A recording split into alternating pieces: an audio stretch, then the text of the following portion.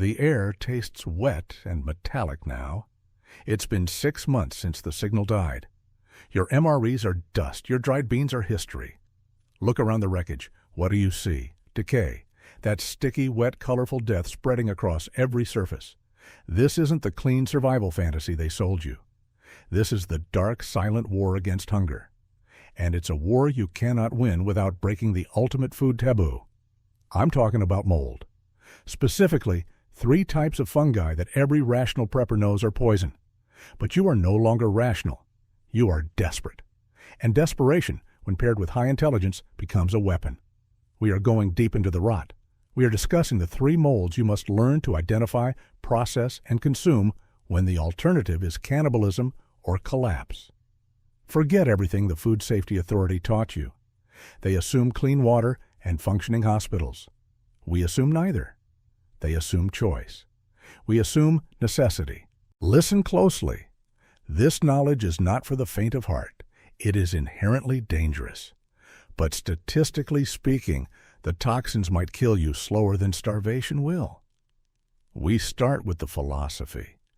Your current problem is not just caloric deficit. It is nutrient lack. All those complex starches, those dense proteins, the cellulose walls that require high heat and long preparation times, they are useless when fuel is scarce. They are inedible without the right enzymes. Your digestive system is already failing under stress. It needs help. It needs an external processing plant. That is what high IQ mold consumption provides.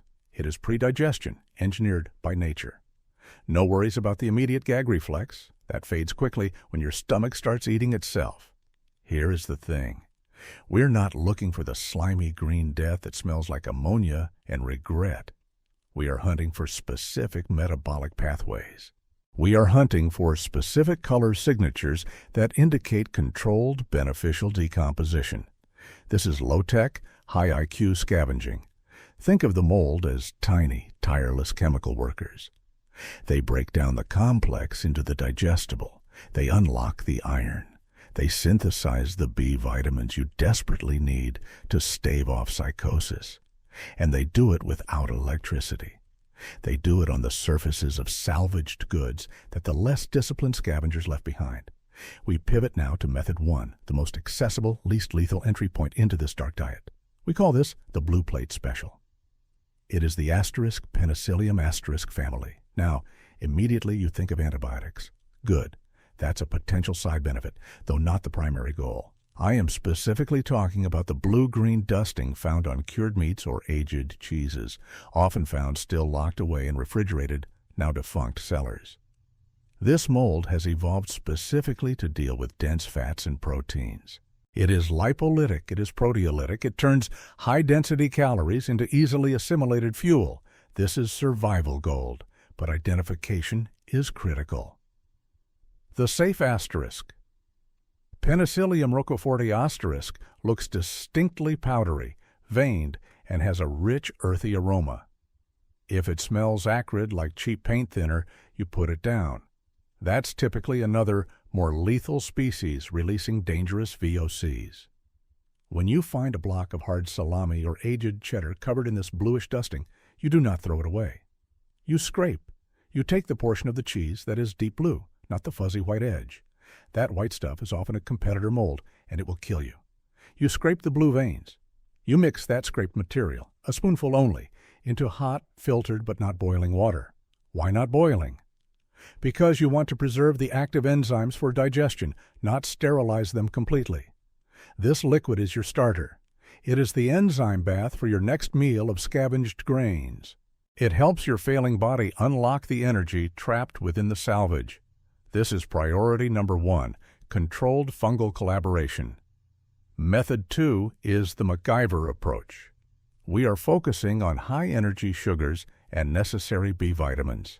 This involves the wild Saccharomyces, the yeasts and associated surface molds often clinging to dried fruits, old brewing grains, or salvaged wheat berries. These are often visible as a slightly dusty white or grayish film. They look innocent. They are not, but they are essential. The physics here is simple thermodynamics. Fermentation is energy release. When sugar breaks down into alcohol, B vitamins are a byproduct. In a collapse scenario, alcohol is not a recreational drug. It is a sterilant, a localized painkiller, and most importantly, a fast, high-density caloric solution when consumed correctly. How do you harvest this? You find stale, hard bread or dried apples that have begun to turn dusty white, not soft brown. You soak them in slightly warmed, filtered water. You allow them to sit, sealed but not airtight, you need pressure release, for 48 to 72 hours. This process, carried out correctly, begins a crude, low-alcohol fermentation. The wild yeasts bloom. They consume the complex carbs, breaking them into simple sugars and B vitamins. You are not aiming for vodka. You are aiming for a sludge, a nutrient slurry. Strain the liquid. Heat the remaining sludge to just under boiling, 180 degrees Fahrenheit. This kills competing bacteria and concentrates the nutritional content. The slurry is now your vitamin pack. Consume it slowly. Expect severe gut distress initially. But that gut distress is the price of synthesizing critical nutrients that have vanished from the world. Now we move to the truly advanced tactics. Method 3. This is the hack. This is the fungal family asterisk, Aspergillus asterisk. 9 out of 10 times, this mold is a death sentence. It produces aflatoxins, the most potent natural carcinogens known to man. They attack the liver immediately. But this family also contains the fungi required for koji, for soy sauce, for miso, the very foundation of protein digestion in many ancient cultures. This is the high IQ gambit. You are looking for Aspergillus asterisk, growing on salvaged rice, soybeans, or corn, that has been kept marginally dry but has not completely spoiled. The color is crucial. If it is bright yellow-green, step back immediately. That is high-level toxin production. If it is a dusty, dull, grayish tan, sometimes tinged with olive, and smells deeply mushroomy, you might have a beneficial strain. Your goal here is not direct consumption. Your goal is controlled detoxification and protein synthesis. You must utilize the rice or beans covered in this specific tan mold to process otherwise indigestible proteins. Take the moldy rice. Boil it vigorously for 20 minutes. This destroys most, though not all, of the heat-label mycotoxins. Then mash the mixture. Use this paste as a marinade for scavenged meat, any rotting fowl, old leather scraps, or dry meat left hanging.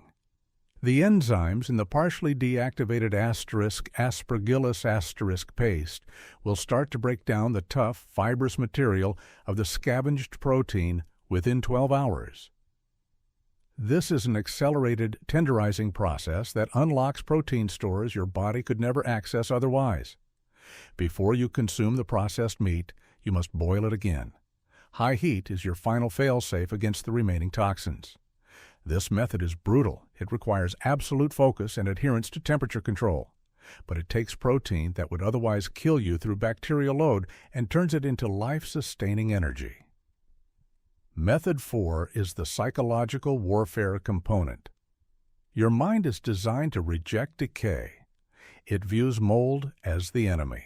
If you cannot overcome the profound psychological revulsion, the physical nausea will prevent absorption, rendering the effort useless. How do you override this evolutionary safeguard? You do the 24-hour test. Always. When you identify a patch of potential mold, scrape a pinhead amount. Mix it with water. Swallow it. Wait 24 hours. Do not drink excessively during this time. If you survive, if the diarrhea is manageable, if the tremors are minor, you have secured a temporary food source. If your vision blurs, if you vomit uncontrollably, or if you feel the immediate intense burn of internal inflammation, you ditch that entire source. This is empirical testing in the field. Your body is your lab. Its reaction is the only data that matters. Let's discuss maintenance and hidden dangers. Invisible killers are everywhere in this lifestyle. Mycotoxins are sneaky. They build up in the liver. They don't always kill you immediately, but they are crippling your long-term survival prospects. To mitigate this, you must secure a source of activated charcoal powder. If you consume a large portion of any processed mold, Follow it an hour later with a tablespoon of charcoal suspended in clean water. Charcoal binds to toxins. It is the body's filter. Without it, you are simply storing poison. Infection is the second invisible killer. When consuming controlled decay, your intestinal flora will be annihilated. Prepare for constant debilitating diarrhea. This leads to massive electrolyte loss. Your hydration strategy must be extreme. Salt, salvaged sugar, and clean water are paramount. Without electrolytes, your muscles fail and your judgment deteriorates. Drinking like a scavenger means drinking constantly, knowing that every mold meal will try to flush your system out. Do not trust your stomach acid. It is weakened by chronic stress and poor diet. Use fire. Use heat. Use charcoal. Those 3 steps are the only boundary between life and lethal poisoning. So, summarize the strategy. The world has collapsed. The conventional food supply is gone. You turn to the forbidden. 1. Asterisk. Penicillin asterisk blue, the enzyme bath for breaking down dense fats and proteins in salvaged dairy or cured meat. 2. Asterisk Saccharomyces asterisk dust, the vitamin slurry for synthesizing B vitamins and fast caloric energy from old grains. 3. Asterisk Aspergillus asterisk tan, the nuclear option for pre-digesting tough, low-grade scavenged protein, always followed by double boiling and charcoal. This is not a clean, antiseptic existence. It is a muddy, gut-wrenching, constant calculation of risk versus reward. Every meal is a gamble. But unlike the weak who cling to their moral high ground and starve, you understand the fundamental reality. Survival is efficient biology. It is high IQ resource management, even when that resource is rot. You embrace the disgust. You use the poison to sustain you. You ate the things that meant death for everyone else. Welcome to the new world. You won.